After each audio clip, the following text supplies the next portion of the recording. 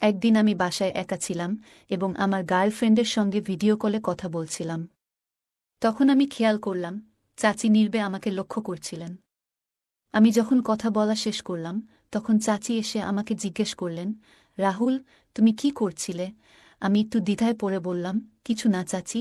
কেন? চাচি মুচকি হেসে বললেন, সব আমি দেখে নিয়েছি। তুমি আমাকে কিছু লুকিও না। আমি সরাসরি চাচির সঙ্গে কথা বলতে শুরু করলাম।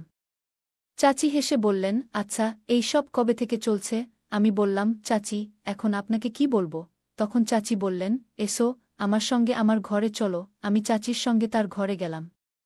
চাচি আমাকে তার বিছানায় বসতে বললেন।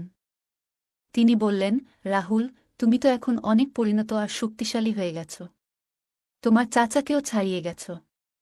ভিডিও কলে যখন কথা বলছিলে তখন আমি সব দেখেছিলাম। এই বলে চাচি আমাকে, আমার নাম রাহুল, আমি ২২ বছর বয়সী এবং আমি একটি ছোট গ্রামে থাকি।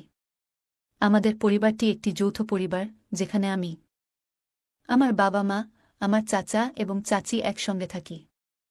আমার চাচার সম্প্রতি বিয়ে হয়েছে, তবে বিয়ের ৪ মাস পরই তিনি বিদেশে কাজ করতে চলে যান। তারপর থেকে আমার চাচি একা হয়ে যায়। আমার চাচি ছিলেন অনেক সুন্দর। একটু স্বাস্থ্যবান হওয়ায় তাকে অনেক বেশি আকর্ষণীয় লাগত। তিনি শাড়ি পরতে অনেক ভালোবাসতেন। আমার বাবা সকাল ৮টায় দোকানে যান এবং রাতে ৮টায় ফিরে আসেন। আমি মাঝে মাঝে বাবার কাজে সাহায্য করি, তবে বেশিরভাগ সময় আমি বাড়িতে থাকি এবং বাড়ির কাজকর্ম করি। একদিন সকালে আমার চাচি অসুস্থ বোধ করছিলেন এবং তার জ্বর এসেছিল। মা আমাকে বললেন, রাহুল, চাচিকে হাসপাতালে নিয়ে যা। আমি বাইক বের করলাম এবং চাচিকে পিছনে বসার জন্য বললাম। চাচি পিছনে বসলেন এবং আমি বাইক চালিয়ে হাসপাতালের দিকে রওনা দিলাম। রাস্তাটি একটু খারাপ ছিল। আমি চাচিকে বললাম, চাচি, আপনি শক্ত করে ধরে বসুন, রাস্তা খারাপ, পড়ে যাবেন না যেন। চাচি আমার কাঁধ ধরে বসে রইলেন। আমরা কিছু দূর যাওয়ার পর রাস্তা আরও বেশি খারাপ হয়ে গেল, ফলে আমাকে বারবার ব্রেক করতে হচ্ছিল।